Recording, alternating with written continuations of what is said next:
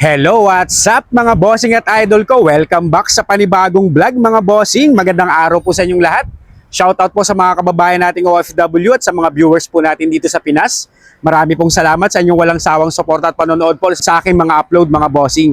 And sa mga naghahanap naman po dyan ng hatchback mga bossing, lalong-lalo po ngayon, nagmahal na naman po ang gasolina. Sa mga naghahanap po dyan ng first car nila, meron po tayo ditong quality na 2017 Mitsubishi Mirage 1.2 GLS. Hatchback po ito.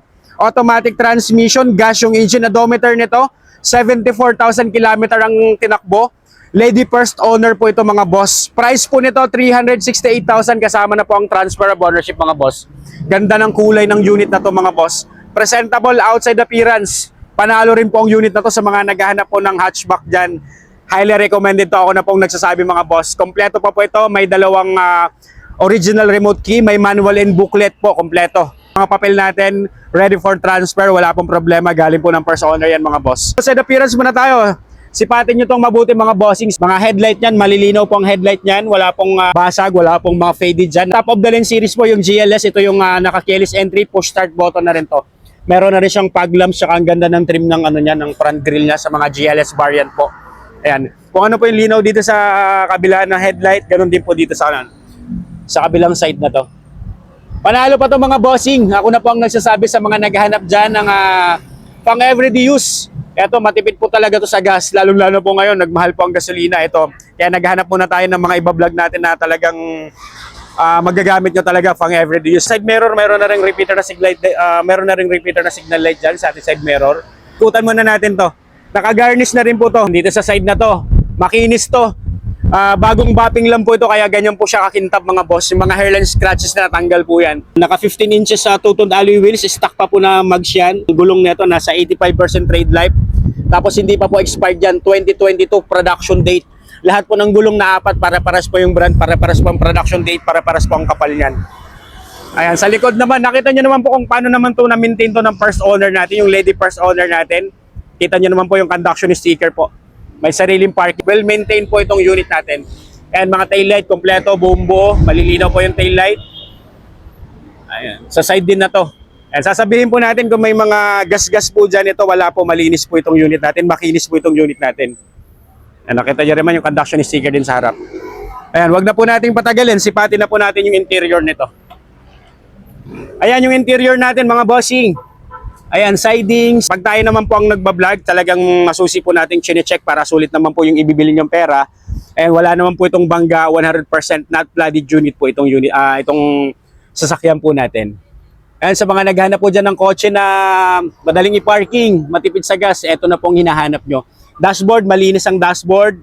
Mga upuan, fabric seats, wala namang punit, walang mga himulmol, walang damage. Ay, nandito po yung papel natin, nandiyan kompleto po. Nakarehistro pa po yan, updated ang rehistro hanggang August po, 2026. And babae po yung may-ari niyan. Kompleto, IDs, andyan na po lahat. Pinaprepared ko na po lahat sa kanila. Sa mga may kursonada, pag na-view nyo po ito, may uwi nyo na po agad pagkatapos yung bayaran. Kompleto po, manual and booklet.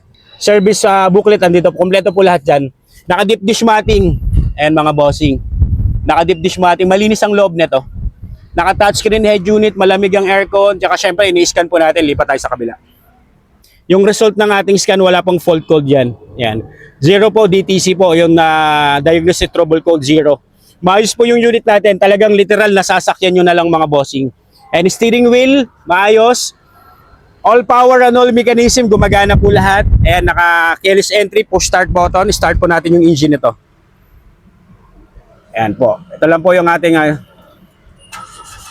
one click, one start po tayo. Actual mileage na tampered 100% mga bossing, 74,536. Open natin yung aircon. Yan. Malamig po ang aircon nito mga bossing, tsaka mga pang-ilalim nito. Test drive ko na po to sa C5 kanina. Maayos po ang pang-ilalim, wala pong kalampag. Bagong linis po yung preno nito. Malinaw pa po yung langis. Ang next po na change oil nito, 75. Pero ayos pa naman ang langis, 50,000 po. Nagpalit po ng ETF. Kaya wala na rin kayong gagawin dito. Literal, nasasakyan nyo na lang to mga boss. And glove box, maayos pa tong unit natin. Shifting naman po natin ito. Maayos po yung shifting. Smooth and responsive po yung shifting nito. Wala pong delay sa shifting. Napaka-smooth. Wala pong shift shock. Wala pong kaldag to. Goods na goods to mga boss, wala pong pintas to. Pwede nyo pong puntahan to. Maayos yung unit natin mga bossing. Ayan, naka-touchscreen head unit, malamig yung aircon, naka-dual SRS airbag to. Tsaka dating tong GLS natin, push start button na yan. Kompleto naman po ito ng tools. Ayan mga boss. Nakita nyo naman ceiling kung gaano rin kalinis. Second row, check nyo rin po yung second row na ito. Ayan, second row natin, ganun din dito sa second row, naka-deep dish matting din yan. Maayos din ang kondisyon ng mga upuan nito. All intact. Legroom tsaka headroom, maayos naman po yung ano nitong Mirage natin. Kahit hatchback lang po ito, okay, goods na goods din naman po yung space nito. Maluwag yung space. Malinis pa to mga bossing. Sa 2017 model, ready first owner na maintain ng maayos. Makikita nyo naman po sa status ng unit kung gaano naman po naalagaan to. Panalo yung unit natin na to. For only 368,000, pre-transfer of ownership, pwede nyo rin pong ipasok to ng financing. Sa head unit niya, meron na rin navigation, may auxiliary, may Bluetooth ready na rin po yan. Okay po yung aircon na to. Kahit nasa harapan, abot po hanggang sa second row natin. Ayan, ganun po yung view natin. Ayan po yung view natin galing dito po sa second row hanggang sa harap.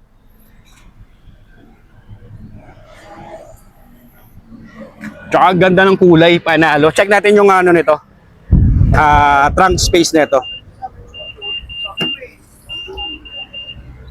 Ayan, yung trunk space natin. Tapos kung marami naman kayo ilalagay, napo-fold tong upuan na to. Pwede nyo po siyang i-fold para naman po marami pa kayong mailalagay. Kompleto ng tools, reserbang gulong, makapal din po yung reserbang gulong niyan. Kompleto rin po ito. Mas maganda po pagkita nyo po ng actual to para naman po mas ma-appreciate yan. Mga bubong, wala naman pong pangungupas dyan. Ay, meron lang siya ditong dimple ng konti. Ito po nakita ko. May dimple ng konti pero hindi naman po pansinin.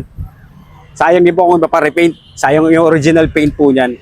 Susi nito, dalawa. Importante po nito kasi push start button to. Susi dalawang susi na kasama. Yan po, hindi pa po nagagamit yung isang spare key na remote. Ayan, tanggalin lang po natin yung ating scan. Kulay pa lang, panalo na. Tsaka dito po, dito tayo ngayon sa Shell, sukat, sa Dr. Ray Santos Avenue. Kasi ang owner po nito, chief mechanic po ng Shell. Kapag chinek nyo po, pwede nating ihang sa lifter. May lifter po tayo dun sa Shell. Pwede nating i-lifter para makita nyo po yung mga pang-ilalim na to. Kung gaano po kasariwa. Ayan, check nyo naman engine bay nito under the hood. Naka-Amaron battery. Halos bago pa po yung battery nito. Ayan, wala po itong oil leakage, wala po itong overheat history. May mga kasa markings pa po yan. Tsaka smooth po ang andar ng makina kahit na 3-cylinder lang po ito. Wala po siyang mga unwanted noise. Walang history ng repair. Ayun, okay naman po. Steady naman po yung idling nito. Tapos nag-automatic shut off yung fan. Ayan. Ayan, hanggang sa side na to. Ayan, tingnan nyo naman kung gaano kalinis po yung engine nito. Sigurado ako pag nakita nyo to ng personal, magugustuhan nyo to mga bossing. Walang pintas to. No talsik, no usok, no blow by yan. Ang langis po nito, malinaw pa po yung langis nito. Tsaka ito naman pong Mitsubishi Mirage natin, powered by a 1.2 liter 3-cylinder gasoline engine, MIVEC, that produces 77 horsepower at 100 Newton meter of torque mga boss. Ayan, literal na sasakyan nyo na lang to. Kaya sa mga kababayan natin naghahanap ng hatchback dyan na Mirage, ito po yung top of the line series natin. For only 368,000, may uuwi nyo na po ito. Ayan. All intact, walang pintas. Highly recommended to. Ayan, sa mga kababayan natin naghahanap ng second-hand cars dyan. Ayan, mga bossing at idol ko, ingat po kayong lahat dyan. See you po sa next upload. Abangan nyo lang po ako din kung may mga hinahanap kayong unit. Comment down below sa video mga bossing at i-assist ko po kayo. Andyan po yung Facebook account ko, Renato De La Torre Jr., Messenger ko po, WhatsApp account, cellphone number, nakalagay naman po lahat dyan mga bossing. Ayan, abang-abang lang po kayo sa mga i-upload ko. Pero ito, sa mga naghahanap dyan ng hatchback dyan, panalo tong unit na to. Hindi po kayo lugi dito. Talagang sigurado akong maganda po ang quality nito. Alright, ingat po ang lahat. God bless po.